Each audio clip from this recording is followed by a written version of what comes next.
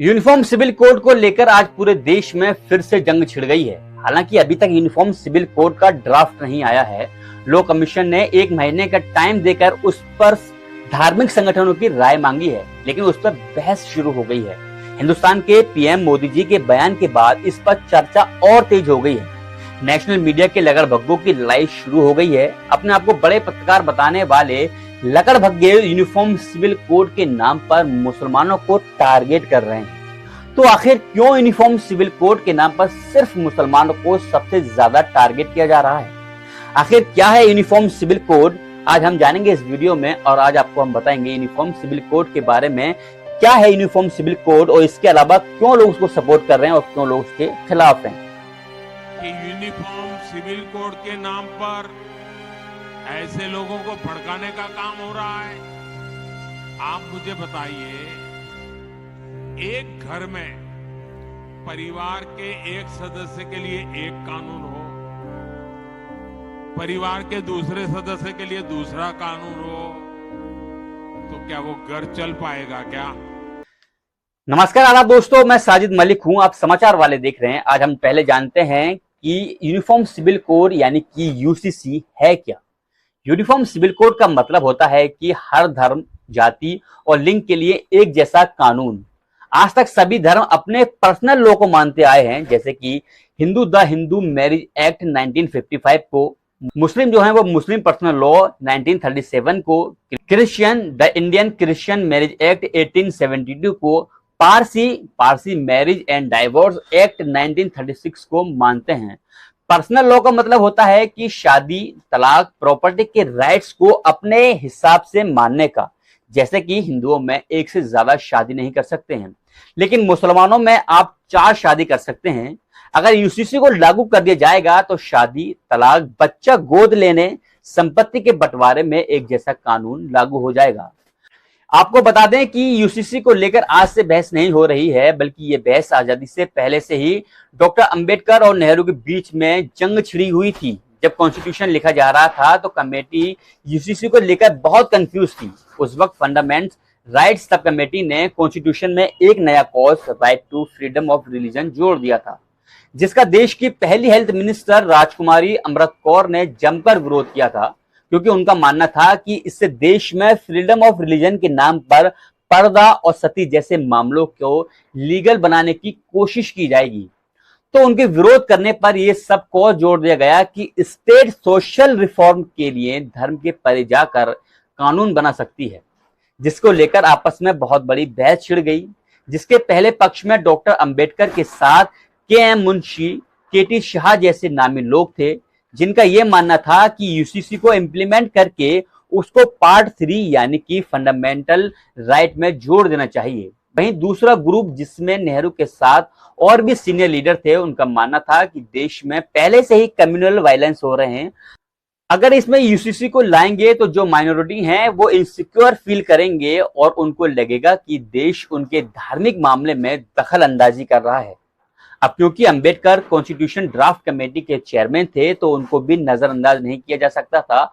और वहीं दूसरी तरफ नेहरू जी का भी दबदबा था, तो उन लोगों ने बड़ी ही होशियारी से यूसीसी को फंडामेंटल राइट्स में ना डाल करके उसको कॉन्स्टिट्यूशन के 4th part, directive principle of state policies यानी कि डीपीएसपी के आर्टिकल 44 में डाल दिया था, जिसमें साफ तौर पर लिखा है कि आगे जाकर के इंडियन गवर्नमेंट को कोशिश करनी चाहिए कि यूसीसी को पूरे देश में लागू किया जाना चाहिए।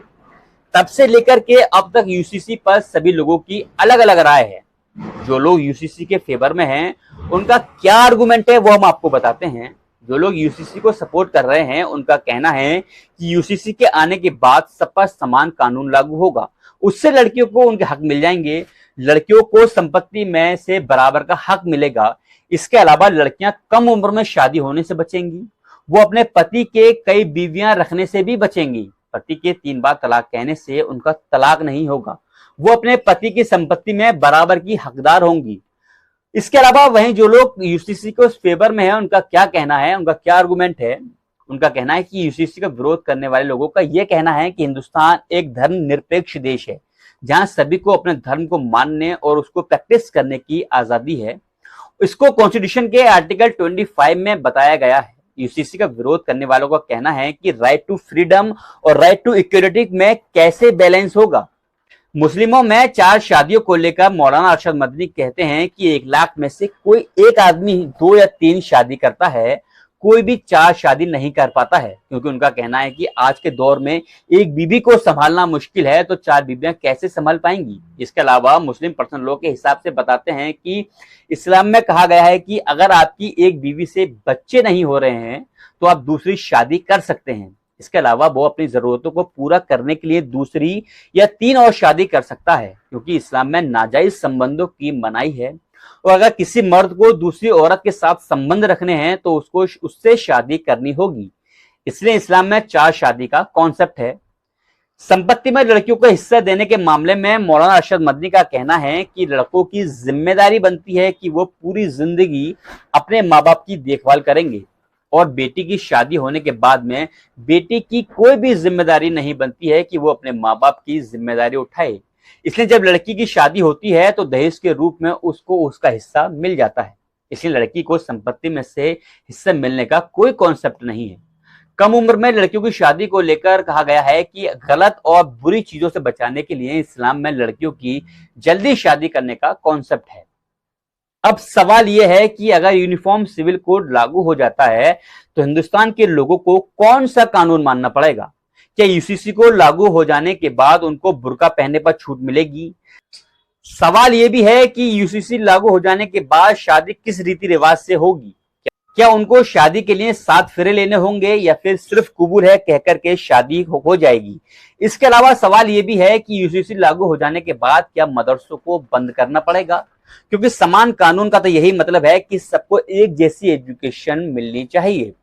कई सारे सवाल यहाँ पैदा होते हैं जिसको लेकर के यूसीसी को लेकर के कंफ्यूजन पैदा हो गया है। लगातार कुछ लोग यूसीसी को टारगेट कर रहे हैं तो कुछ लोग लगातार यूसीसी को फेवर में हैं, लेकिन अभी तक इसका ड्राफ्ट नहीं आया है। उससे पहले ही बहस शुरू हो गई है। अब सोचना और सवाल करने वाली बात यही बनती है कि यूसीसी का ड्राफ्ट क्या आएगा और उसके बाद ड्राफ्ट आने के बाद में उस पर बहस करनी बनती है।